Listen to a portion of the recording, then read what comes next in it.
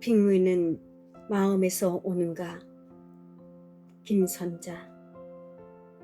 무녀들이 내림대굿이 절정을 이루고 있다. 강릉 남대천 단호장 굿땅에서다. 5일 동안 무학을 올리며 올린 씻김국, 살풀이굿, 신장굿 등의 국사 성황님께서 흡족하셨는지 대를 내려 알아보는 굿이다. 무녀의 애절한 축원으로 손에 잡고 있는 대가 떨리면 굿을 잘 받은 것으로 믿고 신목과 꽃, 위패에 등을 태워 그 신을 돌려보내는 한우 굿으로 모든 제차를 마친다. 단호굿을 담당하는 무녀들은 대체로 집안의 대를 잇는 세순무들이며 기능 보유자들이다. 무녀들은 노래와 춤, 제담으로 굿을 하고 양중들은 무악을 연주하며 중놀이, 탈굿, 원님놀이 등 풍자적 총국을 벌이기도 한다. 우리 집에서도 굿을 했다. 50여 년 전 겨울이었다. 집안이 뒤숭숭하다고 시어머님이 점집에 다녀왔단다. 조상들이 노해서 막내 조카가 정신병이 났으니 굿을 하면 깨끗이 나을 거라 했다. 안 들었으면 약인데 어쩔 수 없다며 무당네 집에서 큰 굿을 하기로 예약했다며 100리길이나 되는 탄강촌 내 집에 그 통보를 들고 형님이 오셨다. 어쩌나 미신이라 생각하면서도 어머님 명령이 아닌가. 퇴근한 남편에게 자초지종을 전달하며 가봐야 될 것 같다 했다. 노발대발한 남편은 절대로 가지 말란다. 그러나 나는 그럴 수 없었다. 수업을 마치고 남편 몰래 집을 빠져나왔다. 기차를 탔다. 막내 동서도 와 있었다. 사설에 북치고 장구치며 밤새 둥둥 야단 법석이었다. 무녀들은 당사자인 고등학생 막내 조카도 불러내 무녀복을 입히고 양 날개를 펄럭이게 했다. 무녀가 말했다. 대를 잡아야 하는데 누가 할래요? 어머님이 먼저. 나는 원래 대가 내리지 않는다고 하셨다. 형님은 굿을 주관하는 당사자니 안 되고 막내 동서도 싫다고 했다. 그러고 보니 남은 사람은 나밖에 없네.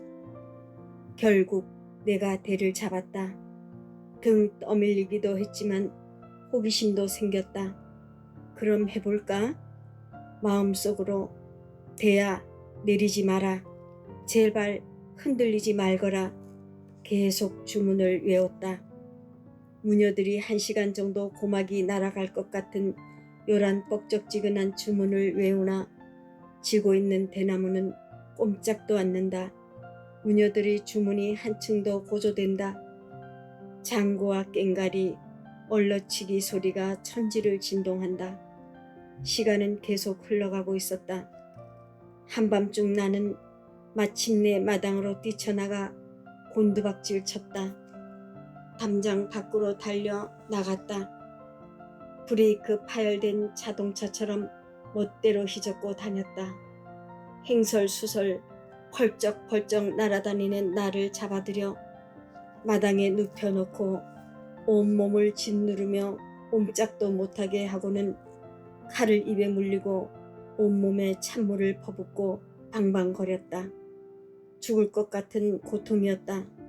무녀들이 접신이 끝난 것이었을까. 사지가 틀려 겨우 방으로 들여 눕혀졌다. 어렴풋이 무녀들의 중얼거림이 들려왔다. 정말 사람 잡을 뻔했네. 내일 출근해야 한다는데 무슨 귀신이 그리 세냐? 처음에는 대야 내리지 마라며 마음을 바싹 조이고 버티었다. 차츰 무녀들이 땀 흘리며 애씀이 안타까워 얼른 끝내고 싶었다. 마음을 고쳐먹었다. 무녀들 주문대로 흔들려라. 흔들려라 대야, 대야.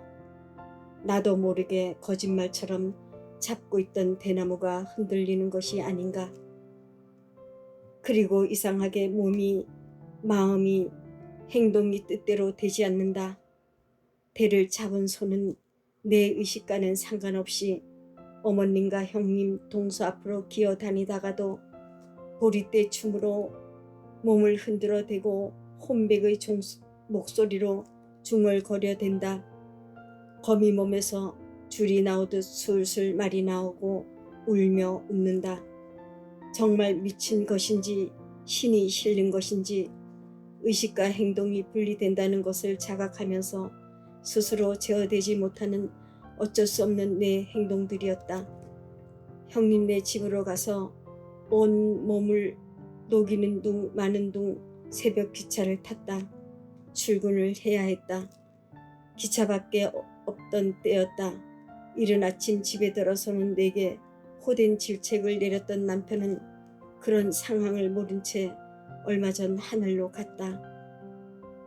요즘 구순 미신이 아니라 토속신앙으로 대학교에서도 학문으로 정립하겠다고 학과로 개설하는 대학도 생겨나고 있다.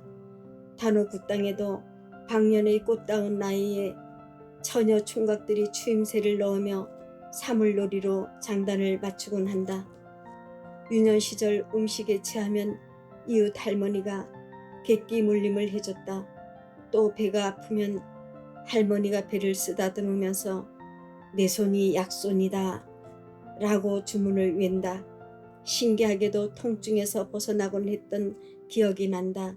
이 모두 예부터 내려오는 토템을 숭배하는 사회적 인습으로 토테미즘을 지니고 있습니다. 꽃들이 향기로서 서로를 알아보듯이 사람들은 만나서 눈으로 보고 악수로 인사를 나눈다. 피부에 닿는 촉감으로 따뜻함과 부드러움, 차가움, 건강, 감정까지도 느끼게 된다. 상대의 감정이 전달되는 것이다. 현대 과학적 해석으론 서로의 피부가 접촉되므로 도파민, 호르몬의 분비로 사랑하는 감정과 행복감으로 정신적인 안식을 얻기 때문이라 한다. 어른들이 아이들 머리를 쓰다듬어 주면서 칭찬을 해주면 아이들은 좋아한다. 이런 현상도 같은 맥락이라 하겠다. 오래전 직장에 출근할 때 이유 없이 나를 괴롭히고 회식 자리에서 주사를 부린 이가 있었다. 너무도 큰 상처였기에 감당할 수 없었다. 사면 팔방 암흑 속 빈 방에서 그를 용서하게 해달라며 2시간이나 엎드린 채 간곡히 주문인지 기도인지 한 적이 있었다. 눈물 범벅이 되었다. 내 마음이 그토록 편안할 수가 없었다. 상대를 용서한다는 것은 결국 나를 용서하는 것이요. 내 마음이 편하기 위해서이다. 나를 돌아봄으로써 마음이 온화해지고 순화되며 사랑이 싹트게 된다는 걸 어렴풋이 깨달은 느낌이었다. 다툼 뒤에는 내 마음 편하기 위해 먼저 사과하고 잊어버린다고 한 달라이의 말이 생각난다. 주는 것은 곧 받는 것이라는 진리를 깨닫게 해준 기회였다. 빙의는 마음에서 온다고 본다. 사람은 마음 먹기 나름이라는 것을 마음 쓰는 대로 되는 것이 아닐런지.